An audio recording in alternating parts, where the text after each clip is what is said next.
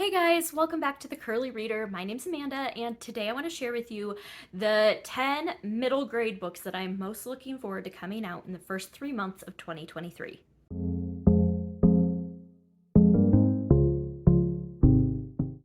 Okay, so these are going to be my most anticipated middle grade releases for January, February, and March of 2023.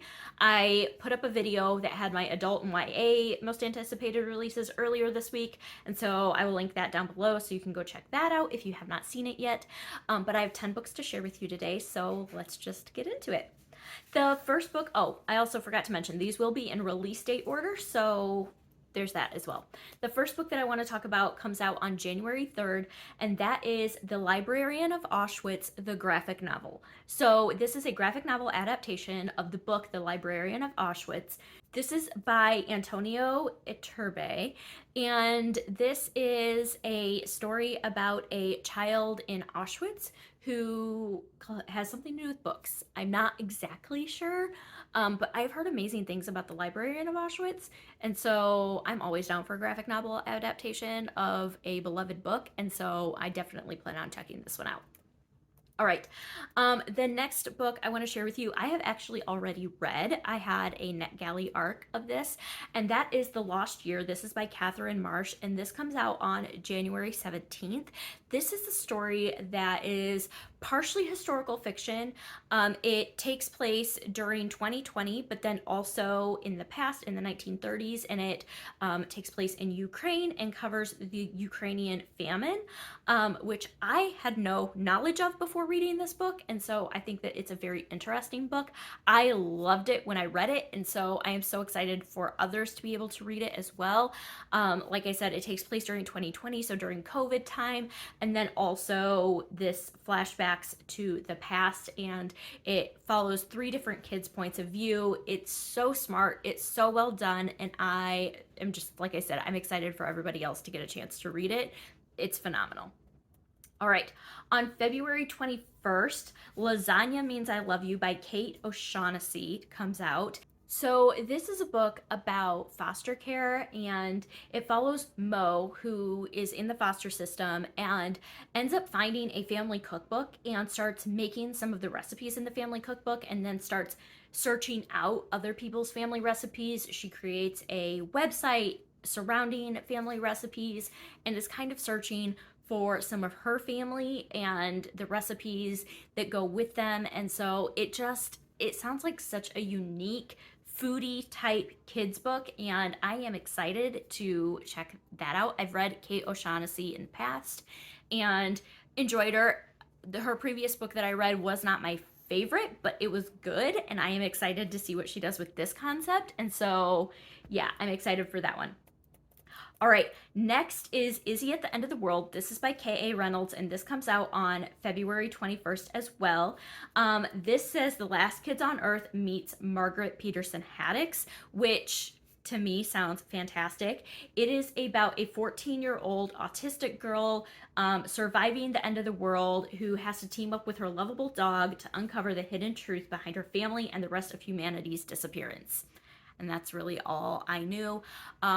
Or that's all I knew that had me add it to this list. For some reason, I find myself attracted to books about autistic kids, and I feel like they are coming out more and more, and it's helping me become more and more empathetic and understanding of autism, and I really enjoy kind of broadening my horizons on that, and so I'm excited to check that one out.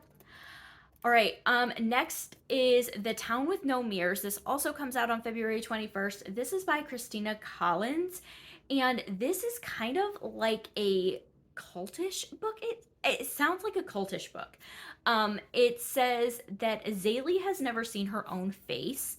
She's never seen her reflection or a photo of herself or even a drawing. At Gladder Hill, cameras, mirrors, and mirrors are banned. Words like beautiful and ugly aren't in the dictionaries, and it's wrong to talk or even think about anyone's appearance, including one's own. People are happier at Gladder Hill, or so Zaylee's been taught. So her fascination with her classmates' faces is a guilty secret. She starts to wonder about the world outside of the community, the past that she can't quite remember, and most of all, what she looks like. When a fateful event leads Zaylee beyond the gates of Gladder Hill, she finally has a chance to have her questions answered, but is she prepared for the truth? Sounds good. I love cult books, and cult in middle grade has to be done like so like carefully, and so I think that this one's going to be really really great. All right. Next is The House Swap by Yvette Clarke. This comes out on February 28th, and this is The Parent Trap Meets The Holiday. That's all I needed to know. Like, I saw that and I was like, done, done. Both of those movies are some of my favorites of all time, and anything that even says anything about The Parent Trap, I'm automatically in. I love the movie The Holiday so much, and so that's really all I knew. It says this is a heartwarming and funny story of two girls, one American, one British, who become friends and confidants when their families swap houses. That's all I knew. That ad done. Cannot wait to read that. Sounds like it's going to be a good one. All right, next, also on February 28th, is When Sea Becomes Sky. This is by Gillian McDunn.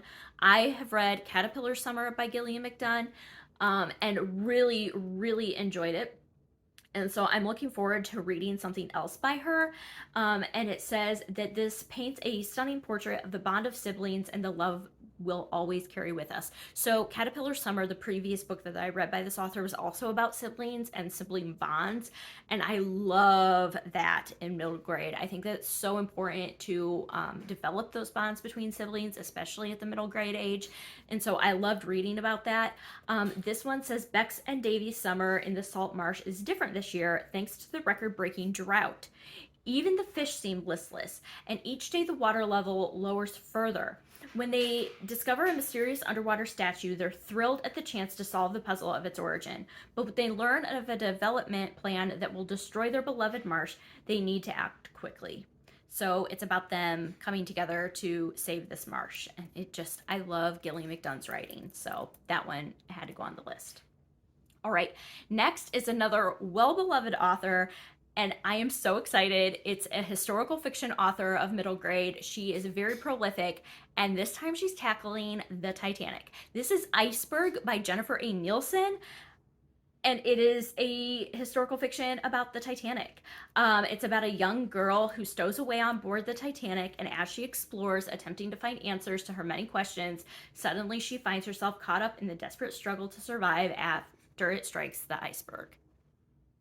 That's all I needed to know. I'm down for a Titanic story. It sounds so good. So good. All right. Next, I have another graphic novel. This comes out on March 7th. Oh, did I say that Iceberg comes out on March 7th as well? Iceberg comes out on March 7th, and so does this next one. This is a graphic novel called Squished, and it is about a kid who is one of like 7 or 9, yeah, 7 siblings, and so she just is trying to find her place in her family, and that's really what it's about. It's just life in a big family and feeling like you don't have any space and all of that. And so as someone who came from a large family, who has a medium-sized family, I can appreciate that, and I am excited to read it. It looks really really cute. All right, and then the last book that I have is a book in verse. This is Ebb and Flow by Kelly J. Baptiste, and it's basically about these two kids who are on a 10-day suspension because they got into a fight with each other, and it's alternating points of view from both of them.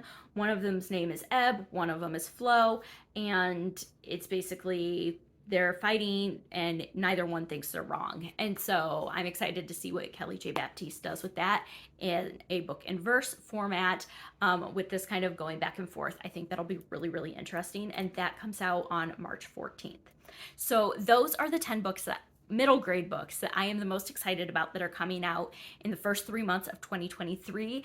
If any of these are on your radar, I would love to hear about it. Let me know what middle grade books you are most looking forward to that are coming out in the first 3 months of the year. And all these books will be linked down below if you are interested in any of them. So be sure to check them out there. And that's going to do it for today. So I hope that you enjoyed this. I hope that you stick around and subscribe. And until next time, see ya.